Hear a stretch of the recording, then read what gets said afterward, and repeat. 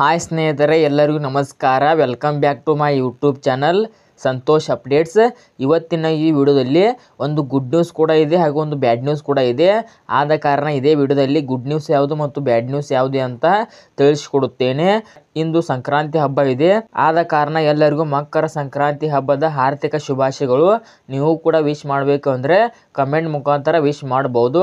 ಈಗ ಮೊದಲೇ good news ಏನಂತ ಹೇಳುತ್ತೇನೆ, ಅದಾದ ನಂತರ ಬ್ಯಾಡ್ ನ್ಯೂಸ್ ಏನು ಅಂತ ತಿಳಿಸಿಕೊಡುತ್ತೇನೆ.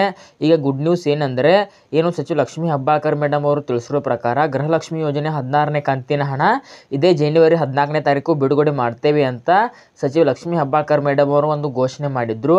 ಅದೇ ತರಹ ಇಂದು ಯಾರಿಗಾದ್ರೂ ಗೃಹಲಕ್ಷ್ಮಿ ಯೋಜನೆ 16ನೇ ಕಂತಿನ ಹಣ ಜಮಾ ಆಗಿದೆ ಅಥವಾ ಇಲ್ಲ ಅಂತ ಇದೇ ವಿಡಿಯೋದಲ್ಲಿ ಮಾಹಿತಿ ತಿಳಿಸಿಕೊಡುತ್ತೇನೆ. ಇಲ್ಲಿ ನೋಡಿ ಸ್ನೇಹಿತರೆ, ಸಚಿವ ಲಕ್ಷ್ಮೀ ಹೆಬ್ಬಾಳ್ಕರ್ ಮೇಡಮ್ ಅವರು ತಿಳಿಸಿರೋ ಪ್ರಕಾರ ಇದೇ ಜನವರಿ 14ನೇ ತಾರೀಕಿನಂದು ಗೃಹಲಕ್ಷ್ಮಿ ಯೋಜನೆ 16ನೇ ಕಂತಿನ ಹಣನ ಬಿಡುಗಡೆ ಮಾಡಲು ಶುರು ಮಾಡುತ್ತಿದ್ದೇವೆ ಅಂತ ಸಚಿವ ಲಕ್ಷ್ಮೀ ಹೆಬ್ಬಾಳ್ಕರ್ ಮೇಡಮ್ ಅವರು ಒಂದು ಮಾಹಿತಿ ನೀಡಿದ್ರು. ಅದೇ ರೀತಿಯಾಗಿ ಇಂದು ಯಾರಿಗಾದ್ರೂ ಗೃಹಲಕ್ಷ್ಮಿ ಯೋಜನೆ 16ನೇ ಕಂತಿನ ಹಣ ಜಮಾ ಆಗಿದೆ ಅಥವಾ ಇಲ್ಲ ಅಂತ ನೀವು ನನ್ನನ್ನು ಕೇಳಬಹುದು.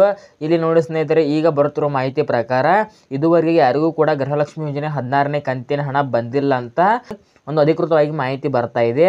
ಆದ ಕಾರಣ ಸ್ನೇಹಿತರೆ, ಯಾರಿಗಾದರೂ ಗೃಹಲಕ್ಷ್ಮಿ ಯೋಜನೆ 16ನೇ ಕಂತಿನ ಹಣ ಇಂದು ಜಮಾ ಆಗಿದ್ದರೆ ಪ್ಲೀಸ್ ಯಾವ ಜಿಲ್ಲೆಗಳಿಗೆ ಗೃಹಲಕ್ಷ್ಮಿ ಯೋಜನೆ 16ನೇ ಕಂತಿನ ಹಣ ಜಮಾ ಆಗಿದೆ ಅಂತ ಯಾರಿಗೆಲ್ಲ ಜಮಾ ಆಗಿದೆ ನೋಡಿ, ಅವರು ಪ್ರತಿಯೊಬ್ಬರು ಈ ವಿಡಿಯೋಗೆ ಲೈಕ್ ಮಾಡಿಬಿಟ್ಟು ಕಮೆಂಟ್ ಮುಖಾಂತರ ತಿಳಿಸಿ ನೋಡೋಣ ಸ್ನೇಹಿತರೆ. ಒಟ್ಟಲ್ಲಿ ಗೃಹಲಕ್ಷ್ಮಿ ಯೋಜನೆ 16ನೇ ಕಂತಿನ ಹಣ ಜಮಾ ಆಗಲು ಶುರುವಾಗಿದೆ ಅಥವಾ ಇಲ್ಲ ಅಂತ ಸ್ವಲ್ಪ ಗೊತ್ತಾಗುತ್ತದೆ. ಆದ ಕಾರಣ ಯಾರಿಗಾದರೂ ಗೃಹಲಕ್ಷ್ಮಿ ಯೋಜನೆ 16ನೇ ಕಂತಿನ ಹಣ ಜಮಾ ಆಗಿದ್ದರೆ ಪ್ಲೀಸ್ ಈ ವಿಡಿಯೋಗೆ ಲೈಕ್ ಮಾಡಿಬಿಟ್ಟು ಕಮೆಂಟ್ ಮುಖಾಂತರ ತಿಳಿಸಿ ನಮ್ಮ ಜಿಲ್ಲೆಗೆ ಗೃಹಲಕ್ಷ್ಮಿ ಯೋಜನೆ 16ನೇ ಕಂತಿನ ಹಣ ಬಂದಿದೆ ಅಂತ ನೋಡೋಣ ಸ್ನೇಹಿತರೆ. ಒಟ್ಟಲ್ಲಿ ಯಾವ ಜಿಲ್ಲೆಗಳಿಗೆ ಮೊದಲು ಗೃಹಲಕ್ಷ್ಮಿ ಯೋಜನೆ 16ನೇ ಕಂತಿನ ಹಣ ಬಂದಿದೆ ಅಂತ ನೋಡೋಣ.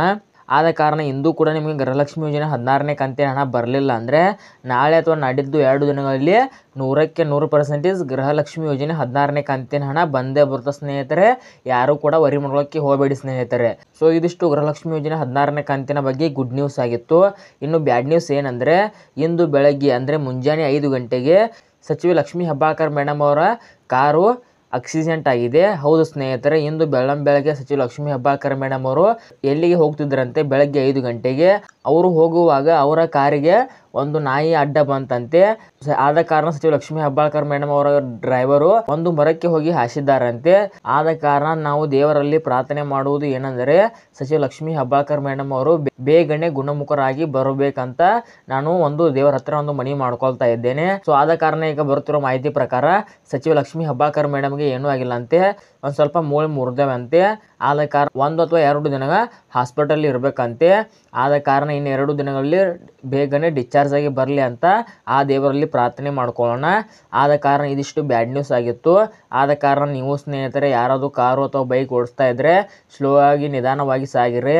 ಏಕೆಂದರೆ ಹಾದಿ ಬೀದಿಯಲ್ಲಿ ನಾಯಿಗಳು ಬರುತ್ತಿರ್ತವೆ. ಆದ ಕಾರಣ ನಿಧಾನವಾಗಿ ಸಾಗಿರಿ ಸ್ನೇಹಿತರೆ.